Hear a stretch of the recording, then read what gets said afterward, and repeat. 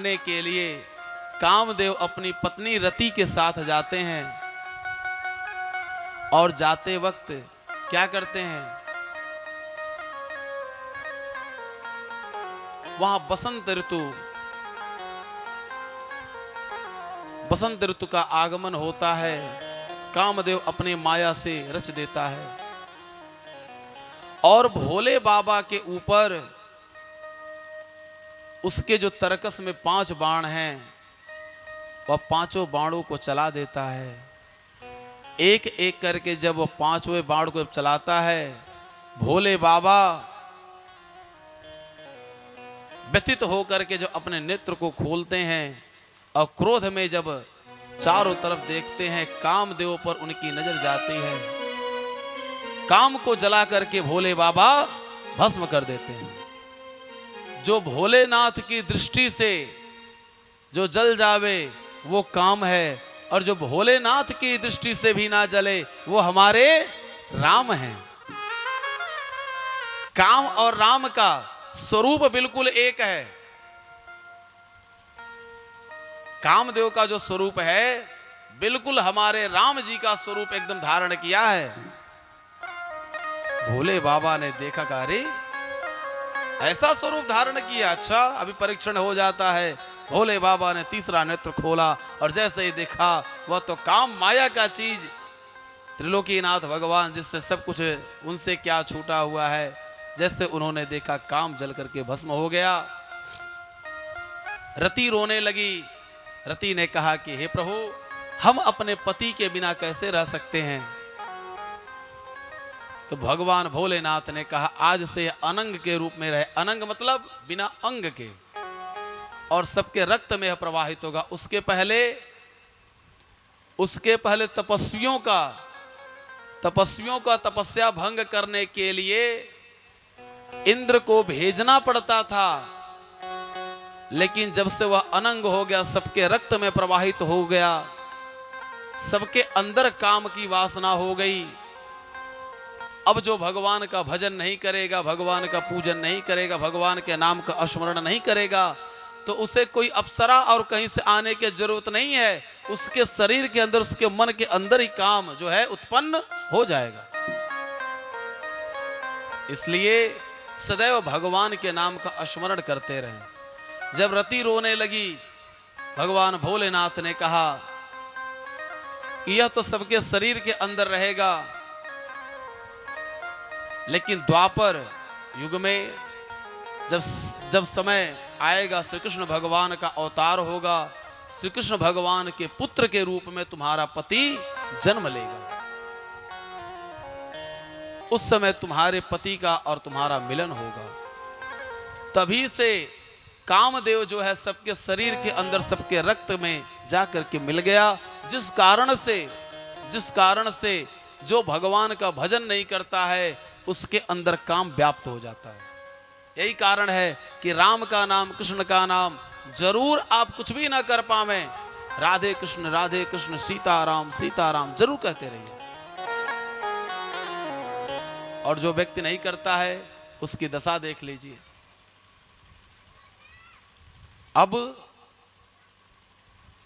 यह हुआ कि भगवान भोलेनाथ का विवाह तो पहले से तय है, लेकिन फिर भी एक औपचारिकता के लिए राजा हिमांचल ने अपने पंडित जी को और हजाम को अर्थात नाई को उन्होंने भेजा। यह दोनों लोग पहुंचे कहां? भगवान भोलेनाथ के पास। विवाह का मुहूर्त तो वहां पर रखा गया, जिसे आप लोगों के वहां लगन कही जाती है। लगन कहा जाता है ना, लगन रखा गया। चलते समय भोले बाबा ने राख दे दिया थोड़ा सा नाई को और पंडित जी को। तो जो पंडित जी थे उनको क्रोध आ गया कि कहने के लिए त्रिलोकीपति हैं, तीनों लोकों के मालिक हैं, और इनके पास कुछ भी नहीं है और यह राख दे रहे हैं। तो क्रोध किसी दूसरे का नुकसान नहीं करता, क्रोध अपना ही नुकसान करता है। और एक क्रोधी व्यक्ति में, एक पागल में कोई अंतर नहीं होता है। एक क्रोधी व्यक्ति में और पागल में कोई अंतर नहीं होता है, क्योंकि क्रोधी व्यक्ति जो होता है और जो पागल होता है, पागल जो होता है वह भी अपना नुकसान करता है, वह क्या तोड़ रहा है क्या फोड़ रहा है उसको समझ नहीं। जो पागल व्यक्ति होता है वह क्रोध में अपना नुकसान करता है, अपने घर के सामान का नुकसान करता है, और जो क्रोध में आ जाता है क्रोधी व्यक्ति भी अपने घर के सामान को तोड़ फोड़ करता है। इसलिए क्रोधी में और पागल में कोई अंतर नहीं कहा गया है, इसलिए क्रोध नहीं करना चाहिए, क्रोध से जहां तक हो सके बचना चाहिए। जिसको क्रोध आवे वह कहे, जरूर 3 बार कहे मन ही मन, ओम शांति शांति शांति शांति। हे नाथ हमारे क्रोध को जो है थोड़ा कंट्रोल करिए, थोड़ा सा करिए। और जिसको अधिक क्रोध आवे या समझ जावे कि चंद्रमा उसके उच्च के, वह मोती जरूर धारण करे। जब चंद्रमा उच्च के होते हैं तब उसे क्रोध आता है, और चंद्रमा मन का कारक होता है। यह ज्योतिष कहता है, ज्योतिष कहती है चंद्रमा मन का कारक होता है। लोग कहते हैं कि हम ग्राउंड पर बहुत दौड़े, फील्ड में खूब दौड़े, खूब हमने तैयारी करी, लेकिन हम आर्मी में या पुलिस में हम नहीं हो पाए। जिसके मंगल ग्रह तेज होते हैं, डॉक्टर साहब ध्यान दीजिएगा, जिसके मंगल ग्रह तेज होते हैं वह ग्राउंड पर 10 दिन चला जावे और योग बन रहा है, निश्चित रूप से वो फौज में हो जाएगा। जिसके बुध अच्छे ग्रह हैं, बुध और बृहस्पति, बृहस्पति जिसके उच्च के हैं, निश्चित रूप से वह बहुत बुद्धिमान होगा और वह पीसीएस लेवल का अधिकारी हो सकता है। और शरीर के अंदर परमात्मा ने ऐसी कोई चीज नहीं दिया जो इस शरीर के अंदर विद्यमान ना हो। शरीर के अंदर ऐसी कोई चीज नहीं है जो विद्यमान ना हो।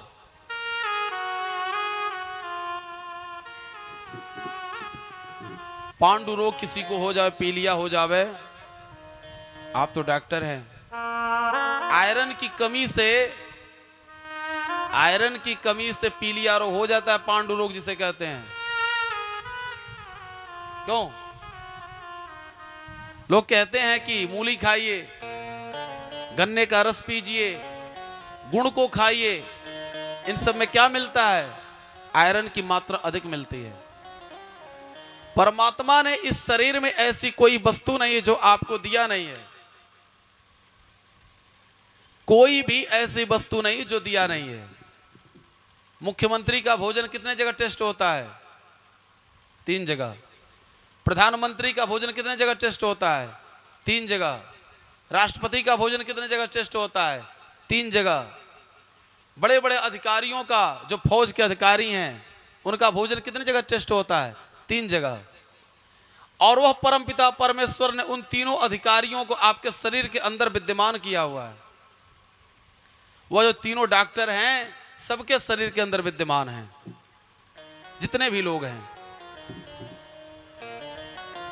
प्रथम डॉक्टर कौन है? स्किन के रूप में, त्वचा के रूप में।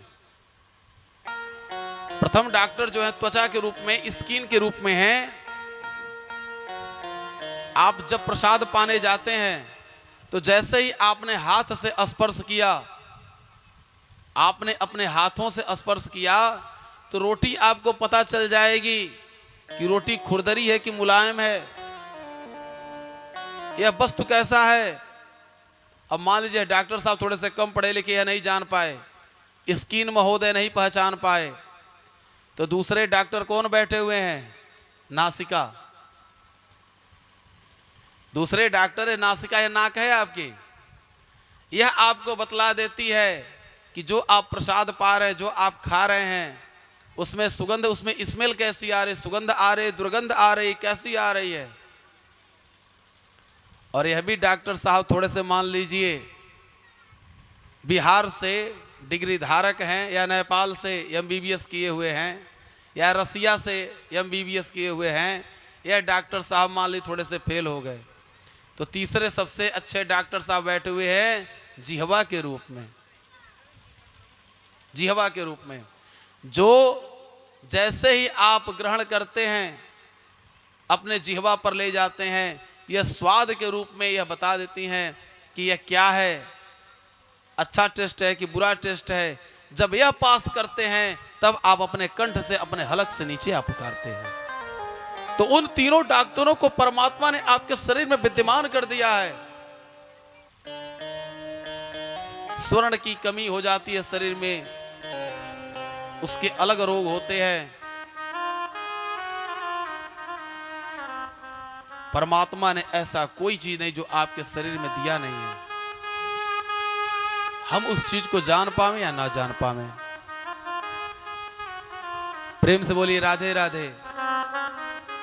जरा धीरे से बोलिए राधे राधे। आवाज नहीं आ रही,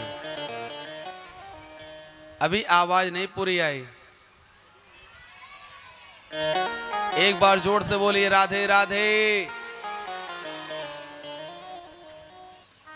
अब भगवान भोलेनाथ के वहां से पंडित जी और नाई दोनों लोग आ गए।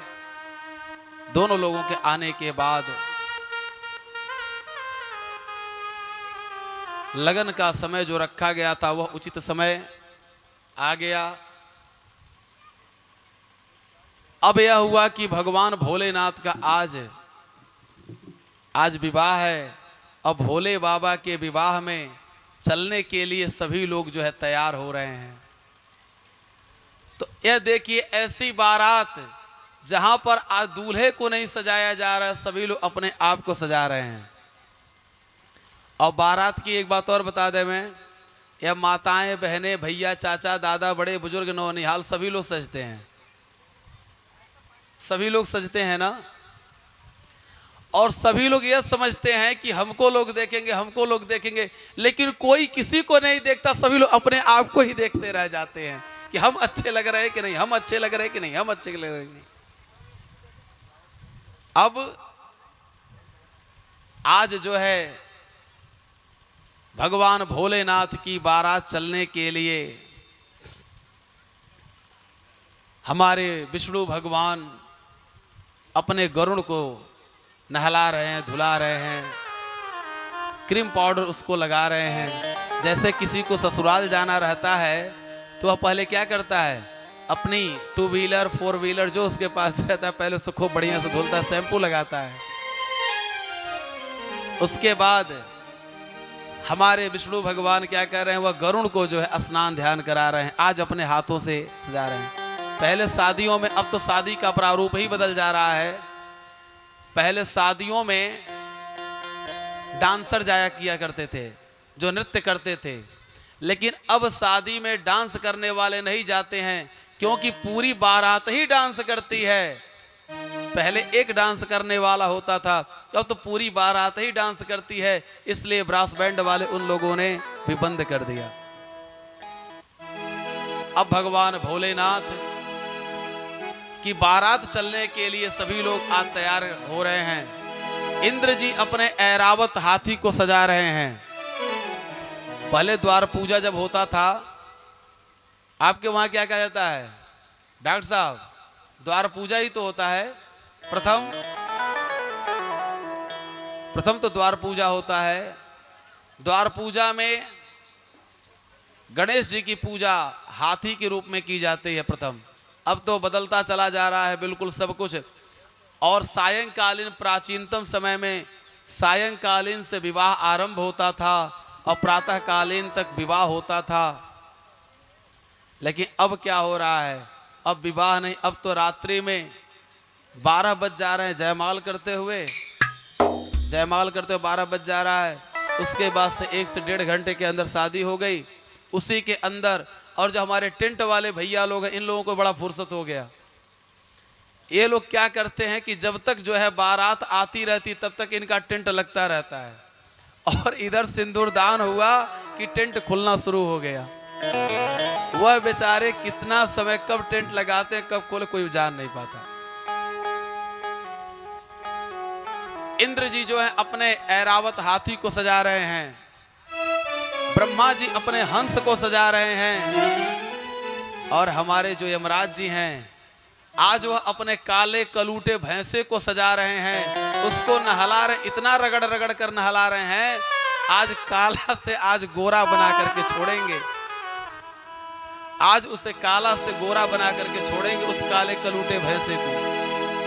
भाई क्योंकि पहले तो फेशियल होता नहीं था, उन्होंने क्या किया कि उस काले कलूटे भैंसे को खूब स्नान कराया। घड़ी कितनी बजा रही है, घड़ी में 3 बज गया, लेकिन कोई अभी दूल्हे सरकार को सजाने के लिए नहीं आया। भगवान भोलेनाथ के, भोले बाबा के जो गण है नंदी भृंगी, नंदी भृंगी मन ही मन विचार कर रहे हैं कि भोले बाबा को सजाने के लिए कोई आया नहीं और दूल्हे सरकार यही हैं। यह हुआ कि भोले बाबा को लाई आज हम ही सजावें। उन लोगों ने कहा कि बाबा यदि आपकी अनुमति हो तो आज आपको हम ही सजावें। भोले बाबा ने कहा क्यों, कोई आएगा नहीं क्या? उन्होंने कहा अरे प्रभु 3 बज रहे हैं, अभी तक नहीं कोई आया तो अब क्या आएगा, और सजने में थोड़ा सा तो, क्योंकि आप ही दूल्हा हैं। उन्होंने कहा क्या सजना है, क्योंकि वो तो सदैव अवधूत भेष में रहते थे। भोले बाबा को सजाने के लिए, भोले बाबा को सजाने के लिए नंदी भृंगी श्रृंगी जितने भी हैं सब के सब आज भगवान भोलेनाथ को सजा रहे हैं। भूत गौर प्रेतों का मेला है कैलाश पे लागा, दूल्हा बनने आज चले हैं मेरे भोले बाबा। नंदी बैल पर आ बैठे पी के भंग का प्याला, पार्वती के द्वार चले हैं मेरे भोले बाबा। आओ आओ सर्पों की माला लाओ, कोई तन पे भस्म रमाओ, कर भोले को तैयार जी। भोले बाबा की शादी का है त्योहार जी, भोले बाबा की शादी का है त्योहार जी। आओ आओ कोई तन पे भस्म रमाओ, कोई भोले को सजाओ, कर भोले को तैयार जी। भोले बाबा की शादी का है त्योहार जी, भोले बाबा की शादी का है त्योहार जी।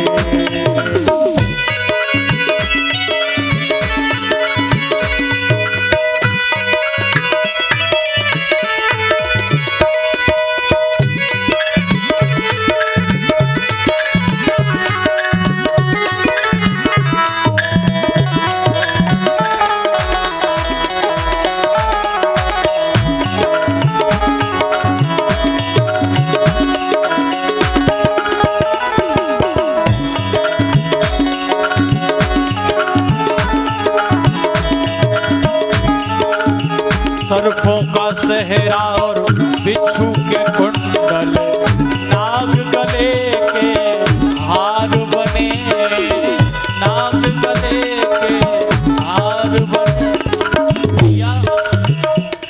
अगर ऐसे ही शरबत बटता रहेगा तो ये लगन मुहूर्त निकल जाएगा। मीठी मीठी तालियों के साथ सभी सुनिएगा।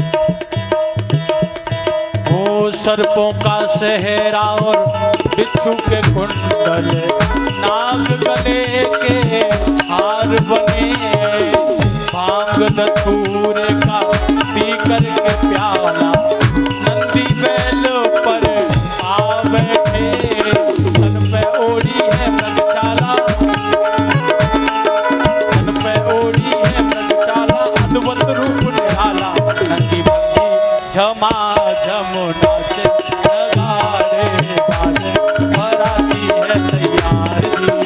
ओ भोले बाबा की शादी का है त्योहार जी, ओ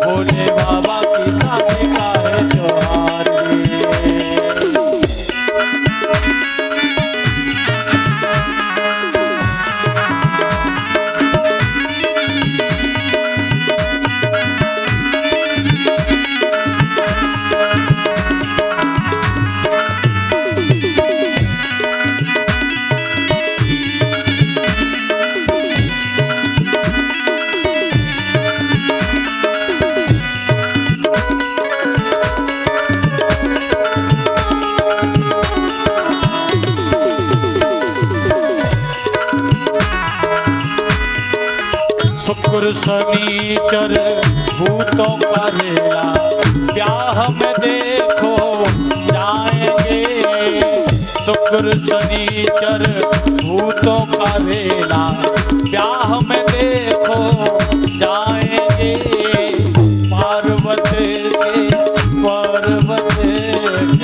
पर्वत राज के द्वार में जाकर सब उत्पात मचाएंगे, सब उत्पात मचाएंगे।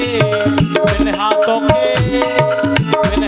के बिन पैरों के कैसे हैं बराती, बिना सर के कोई बिना सर के चले हैं सब करके, सब नाचन को तैयार जी।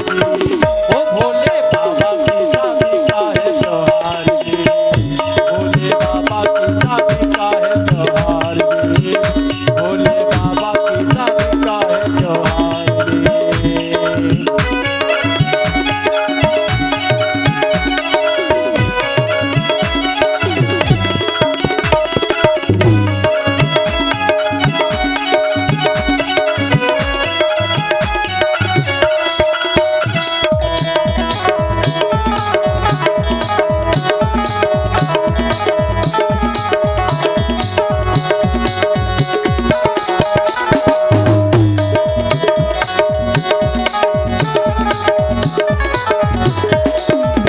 पार्वती के द्वार पे पहुँचे, मैना रानी घबराई है।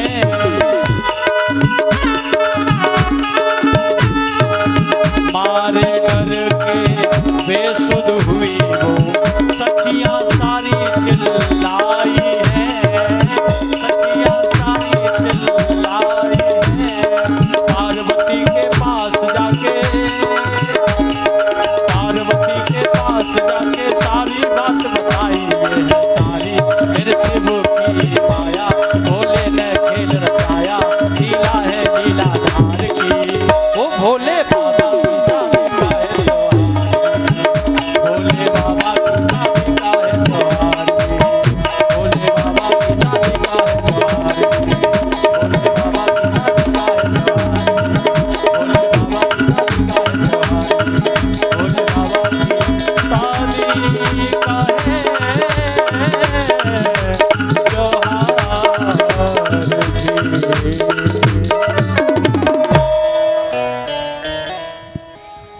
प्रेम से बोले भोलेनाथ भगवान की जय हो। आज भगवान भोलेनाथ को जो है पहले स्नान कराया गया। कहीं दूर से स्नान नहीं कराना है, भगवान भोलेनाथ की जटा में मां गंगा विराजमान है। शंकर तेरी जटा से बहती है गंगधारा, भोले तेरी जटा से बहती है गंगधारा। काले घटा के ऊपर जिमिदामिनी तुम्हारा, शंकर तेरी जटा से। हे भोले बाबा, आज भोलेनाथ को माँ गंगा के द्वारा जो है स्नान करा, उनका अभिषेक किया गया। गंगा तरंग रमणीय जटा कलापम, गौरी निरंतर विभूषित वाम भागं, नारायण प्रियमनंग मदापहारम, वाराणसी पुरपतिं भज विश्वनाथम। भोले बाबा को स्नान कराया गया। यह हुआ कि भोले बाबा को अब इनका श्रृंगार तो किया जाए। स्नान तो हो गया, तो बाबा तो कुछ पहनते नहीं थे, क्योंकि वहां तो अवधूत वेश में रहते थे। यह सब मृगछाल लेकर के आए और मृगछाल को बाबा को लपेट रहे उनके कमर में, जो उनके भक्त हैं। अब मृगछाल जो है वह सरक जा रहा है। भृंगी कह रहे हैं कि रहने तो ठीक है। उन्होंने कहा अरे नहीं नहीं, मृग छाल जो है सरक जाएगा। मान लीजिए द्वार पूजा के समय मृग छाल सरक जावे तो क्या बात हो जावे। यह हुआ कि क्या किया जाए। तो पहले तो बेल्ट चलता नहीं था ना जी, हमारे भोले बाबा के समय बेल्ट नहीं चलता था। तो क्या था, एक लोग गए, दो पतले पतले सर्प को लेकर के आए और भोले बाबा के कमर में मृग छाल को लेकर के उन्होंने बांध दिया। यह हुआ कि भोले बाबा का श्रृंगार कैसे किया जाए। तो भोले बाबा का बाजूबंद दो सुंदर सुंदर सर्पों को लेकर के आया गया और उसको बाजूबंद बनाया गया। यह हुआ कि कानों का कुंडल दो बिच्छुओं को लेकर के आए और बिच्छू की पूंछ कैसी होती है, कुंडल के जैसे नीचे से बन गई। यह हुआ कि भोले बाबा चूंकि पहले आज के समय में जो है मेंस पार्लर और ब्यूटी पार्लर जो चल रहा है, तो पहले मेंस पार्लर नहीं था। नहीं तो भोले बाबा भी जा कर के जो है वहाँ पर कुछ क्रीम पाउडर लगाए होते। भोले बाबा को यह हुआ कि क्या लगाया जाए, इनको क्रीम पाउडर के हाथ से लगाया जाए। नंदी ने कहा रुको रुको रुको। भृंगी से उन्होंने कहा जल्दी से जाओ चिता का भस्म लेकर के आओ, और चिता का भस्म लेकर के आए और भोले बाबा के शरीर में पूरा जो उसने लीप कर दिया। भोले बाबा तो हमारे वैसे ही कर्पूर के जैसे हैं, वैसे ही गोरे हैं, लेकिन आज जैसे ही भस्म लगाया गया भगवान का स्वरूप कैसा हो गया। कर्पूर गौरम करुणावतारम संसार सारम भुजगेंद्रहारम सदा वसंतं हृदयारविंदे भवं भवानी सहितं नमामि। भोले बाबा, यह हुआ कि भोले बाबा की आज श्रृंगार हुआ। भोले बाबा आज दिव्य लग रहे हैं। तीनों लोग उनके आज सुंदरता पर जो है आज निछावर कर दिया जाए तो भी कम है। धन्य है भोलेनाथ।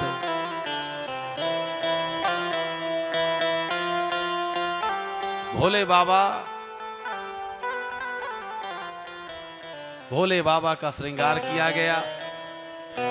अब भोले बाबा समय हो गया बारात चलने की। नंदी भृंगी ने कहा कि प्रभु आज आपके जो गण है ना वो भी चलना चाहते हैं, और यदि आपकी अनुमति है तो उन लोगों को बुला ले। मैं उन्होंने कहा कि हमारे गण कौन से। तो प्रभु आज मना मत करिएगा। आपके गण कौन हैं? जितने भी भूत प्रेत इस पृथ्वी पर थे, नेपाल वाले, चीन वाले, Java, Sumatra, Borneo, Thailand, Bangkok, Lanka, America, Australia, लंबे छोटे नक चिपटे, बिना आंख वाले, नाक चिपटे वाले, अनेकों प्रकार के जितने भी थे, जो नेपाल वाले छोटे छोटे, चीन वाले चिपटे चिपटे, ऑस्ट्रेलिया वाले लंबे लंबे, श्रीलंका वाले काले कलूटे, अनेकों तरह के भूत प्रेत आ गए। हर हर भोलेनाथ, बम बम भोलेनाथ। अरे सोचिए, एक भूत जहां पर आ जाता है, एक भूत यदि कहीं आ जावे तो एक भूत आ जाने से पूरे गांव के लोग परेशान हो जाते हैं, पूरे मोहल्ले के लोग परेशान हो जाते हैं। और जहां पर पूरे विश्व के भूत आ गए हैं वहां की क्या दशा होगी। और बारात में, अब बारात जाने के लिए तैयार हो गई। बारात में सब कोई जाता है, लेकिन बारात में एक वृद्ध को भी जरूर ले जाना चाहिए। एक समय की बात, एक बारात पे आप लोगों को बता दें मैं, एक लोगों की शादी तय हुई तो उनके रिलेशन में कोई श्रेष्ठ नहीं, बहुत कोई श्रेष्ठ नहीं था। एक फूफा जी थे, वही सबसे श्रेष्ठ माने जाते थे, और वो भी पटीदारी के फूफा, कोई सगे फूफा नहीं थे, लगे सगे पगे दूर के थे।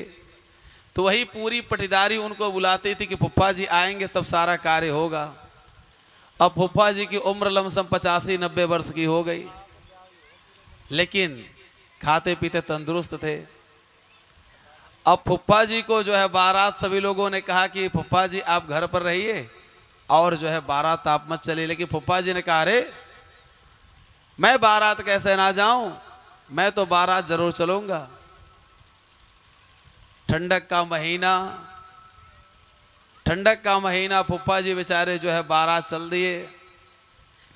तो ठंडक के मौसम में क्या होता है कि भोजन थोड़ा कम ही मिले, प्रसाद थोड़ा कम ही मिले, लेकिन बिस्तर अच्छा मिलना चाहिए। ठंडक के मौसम में सभी लोग चाहते हैं कि भोजन थोड़ा कम मिले लेकिन बिस्तर अच्छा मिल जाए, ठंडक ना लगे। फूफा जी गए, जब वहाँ पर गए सभी लोग खा रहे थे, इन्होंने देखा कि अभी कोई जो है इधर हाल में नहीं आया है। बस वह क्या किए, जल्दी से बेचारे कुछ खाए पिए, कुछ खा पी भी नहीं पाए और एक कमरे में जा कर के वह सो गए। कुछ समय पश्चात जिसमें उस कन्या का, उस वधू का सामान रखा गया था, सभी लोग कहे कि भाई आप कौन है? अरे तो मैं लड़के का फूफा हूं। तो भैया आप इसमें से दूसरे कमरे में चले जाइए और इसमें जो है वधू का सामान रखा गया है और हमारी सुरक्षा है, अतः आप कृपा करके दूसरे रूम में चले जाएं। तो ठंडक के मौसम में बिस्तर में से निकलना बहुत ही दुखदाई होता है, सबसे दुखदाई होता है।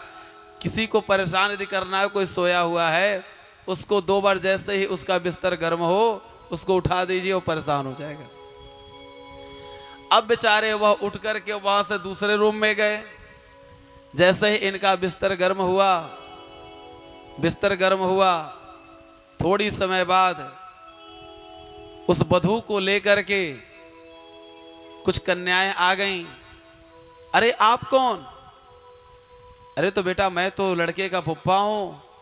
अच्छा ठीक है फूफा जी प्रणाम, और आप दूसरे कमरे में चले जाइए। बेचारे किसी प्रकार से सोच विचार करके उठे और चले गए।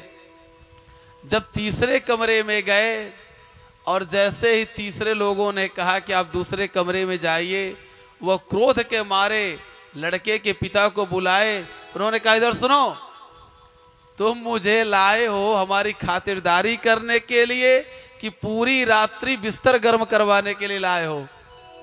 पूरी रात्रि मैं घूम करके बिस्तर गर्म करूं?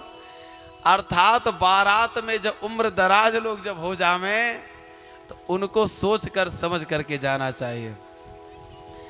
आज भोले बाबा की बारात जाने के लिए सभी लोग आ गए, जितने देवता थे, और सभी लोग आकर कह रहे हम भी चलेंगे। भोले बाबा ने कहा कि अपने अपने गणों के साथ आप लोग पहुंचिए और हम भी अपने गणों के साथ आऊंगा। इधर राजा हिमांचल के वहां तैयारी हुई है और राजा हिमांचल के वहां सभी लोग जो है चल रहे हैं। भोलेनाथ की बारात चल दी, पीछे पीछे भोलेनाथ की बारात अभी थोड़ी दूरी पर है और यह लोग अपना आगे चल दी। अगवानी के समय यह हुआ कि अगवानी बाद में होगी, पहला काम इन लोगों को जलपान करा दिया जाए। अब भोले बाबा की बारात अभी पीछे है। इन लोगों ने मन ही मन विष्णु भगवान, ब्रह्मा जी, इंद्र जी, वरुण जी, अग्निदेव